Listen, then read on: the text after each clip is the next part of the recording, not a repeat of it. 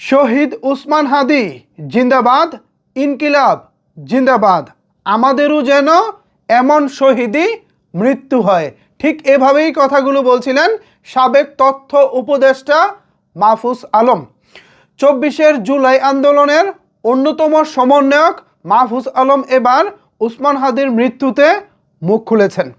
তিনি ফেসবুকে যা লিখেছেন এখানে আপনাদের জন্য হুবহু তা তুলে ধরা হলো। ফেসবুকে মাহফুজ আলম লিখেছেন, শহীদ ওসমান জিন্দাবাদ, ইনকিলাব জিন্দাবাদ। আমাদেরও যেন শহীদি মৃত্যু হয়, আমৃত্যু যেন আমরা জুলাইয়ের পক্ষে লড়াই চালিয়ে যেতে শহীদ হই। ভাল লাগছে ভাই, মাহফুজ আলম ভাইয়ের কথাটা আমার খুবই ভালো লাগছে। এখন আমার কথা হচ্ছে শুধু ফেসবুকে স্ট্যাটাসের মাধ্যমে সীমাবদ্ধ থাকলে হবে না। আপনারা ছিলেন জুলাইয়ের অন্যতম অগ্রনায়ক। সেই আপনারা যখন সরকারে ছিলেন, সরকারে থাকাকালীন তাদের নিরাপত্তাটা নিশ্চিত করতে পারলেন না কেন? আপনারা দীর্ঘদিন সরকারে থেকেও হাদি ভাইদের নিরাপত্তাটা এতদিন নিশ্চিত করতে পারেন নাই কেন? যদি বলেন যে সরকারে থাকার ফলে আমাদের অনেক সীমাবদ্ধতা ছিল, আমরা তখন পারি নাই, তাহলে এখন করেন। এখন তো আপনারা কোনো সরকারে নাই, এখন তো আপনাদের কোনো হাত বাঁধা নাই, এখন তো বলতে পারবেন না যে আমাদের হাত বাঁধা আছে। সো এখন যেহেতু আপনাদের হাত বাঁধা নাই, এখন আমরা ওসমান হাদি ভাইয়ের খুনিদের বিচার দেখতে চাই। তাদের 14 গোষ্ঠীকে জেলে ভরুন, তাদের 14 গোষ্ঠীকে ফাঁসিতে ঝুলান, বাংলাদেশে একটা ইতিহাস করেন। ওই যে ফয়সাল নামে যে শুটারের কথা বলা হচ্ছে, এই শুটারের 14 গোষ্ঠী বাবা মা ভাই বোন যারা আছে সবাইকে ভাই একবারে ঝুলিয়ে দেন। এক কথায় পুরো ফ্যামিলি 14 গোষ্ঠীকে ফাঁসিতে ঝুলিয়ে দেন। বাংলার মানুষ যেন একটা দৃষ্টান্ত দেখতে পারে, আর কোনোদিন যেন হাদি ভাইয়ের মতো মানুষদেরকে আমাদের হারাতে না হয়।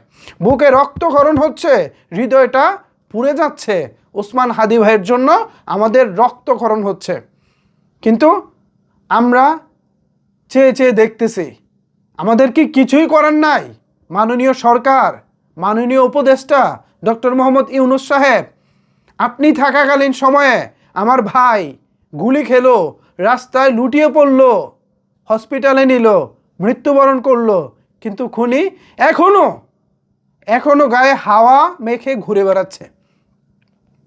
আমরা অতি সত্বর সে যেখানেই লুকিয়ে থাকুক, বিশ্বের যে কোনো দেশেই লুকিয়ে থাকুক না কেন, আমরা চাই সেখান থেকে তাকে ধরে আনুন, তার বিচার নিশ্চিত করুন। আর মাহফুজ আলম ভাই, আপনারা ফেসবুকে শুধু শুধু সীমাবদ্ধ থাকলে হবে না, মাঠে নামুন, জুলাই আন্দোলন আবার শুরু করুন, নতুন আরও একটি গণ অভ্যুত্থান করুন। আমাদের অভ্যুত্থান এখনও শেষ হয়ে যায়নি, আমাদের অভ্যুত্থান এখনও শেষ হয়ে যায়নি, আমাদের মাঠে নামতেই হবে। ওসমান হাদি ভাই,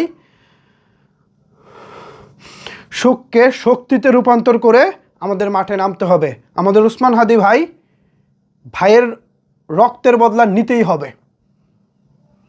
ভিউয়ার্স,